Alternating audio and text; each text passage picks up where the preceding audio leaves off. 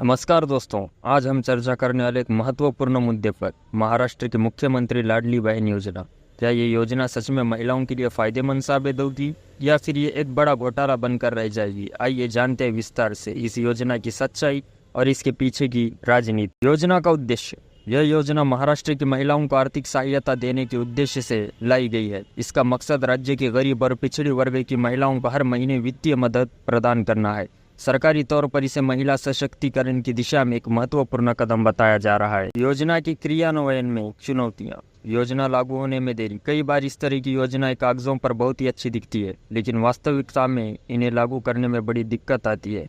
भ्रष्टाचार की संभावना। भारत में योजनाओं के क्रियान्वयन में भ्रष्टाचार की संभावना हमेशा बनी रहती है। ऐसे में यह डर है कि ये योजना भी भ्रष्टाचार की भेंट चढ़ सकती है। योजना के बजट का विश्लेषण। सरकार का बजट। इस योजना के लिए करोड़ों रुपए का बजट तय किया गया है, लेकिन सवाल उठता है कि क्या यह बजट वाकई पर्याप्त है? धन की कमी का खतरा। यदि सरकार के पास लगातार फंड नहीं हुआ तो ये योजना एक वादा बनकर रह सकती है और इससे जुड़ी उम्मीदें टूट सकती है। कहाँ जाएगा पैसा? फंड का सही तरीके से इस्तेमाल हो, इसके लिए निगरानी बहुत जरूरी है, अन्यथा यह पैसा सही हाथों तक पहुंचने के बजाय भ्रष्टाचार की भेंट चढ़ सकता है। योजना घोटाला कैसे बन सकती है? फंड्स का दुरुपयोग। अगर फंड सही तरीके से इस्तेमाल नहीं हुआ और इसे गलत हाथों में जाने दिया गया तो ये योजना एक बड़े घोटाले का रूप ले सकती है।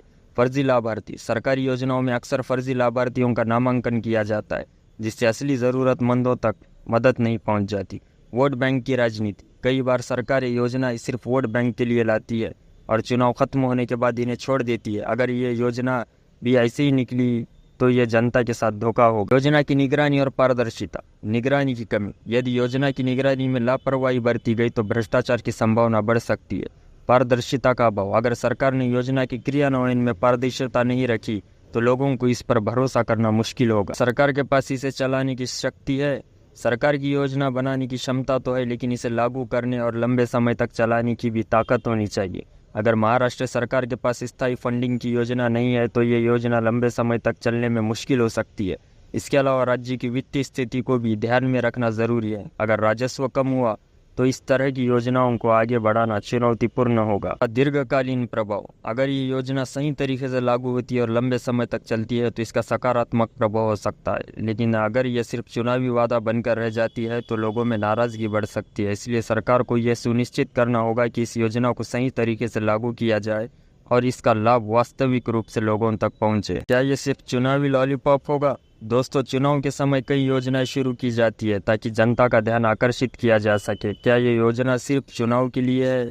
ये एक बड़ा सवाल है। सरकार की मंशा पर सवाल उठ सकते हैं। अगर योजना का सही क्रियान्वयन नहीं हुआ या इसे चुनाव के बाद बंद कर दिया गया तो बजट क्या होगा? महाराष्ट्र सरकार ने इस योजना के लिए करोड़ों रुपए बजट निर्धारित किया है। हालांकि इसका पूरा बजट और खर्चा कितना होगा ये आने वाले सालों में ही साफ हो पाएगा, लेकिन इतनी बड़ी योजना के लिए अगर सरकार के पास फंड की कमी हुई तो ये योजना ज़्यादा दिनों तक टिक नहीं पाएगी। और इसका दीर्घकालीन प्रभाव। अगर ये योजना सही तरीके से लागू होती है और लंबे समय तक चलती है तो इसका सकारात्मक प्रभाव हो सकता है, लेकिन अगर ये सिर्फ चुनावी वादा बनकर रह जाती है तो लोगों में नाराजगी बढ़ सकती है। इसलिए सरकार को ये सुनिश्चित करना होगा कि इस योजना को सही तरीके से लागू किया जाए और इसका लाभ वास्तविक रूप से लोगों तक पहुंचे। तो दोस्तों, यह थी महाराष्ट्र मुख्यमंत्री लाडली बहन योजना की सच्चाई। अब यह देखना होगा कि ये योजना सिर्फ लॉलीपॉप बनकर रह जाती है या सचमुच में महिलाओं का फायदा पहुंचाती है।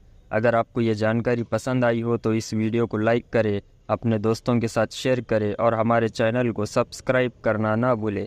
धन्यवाद।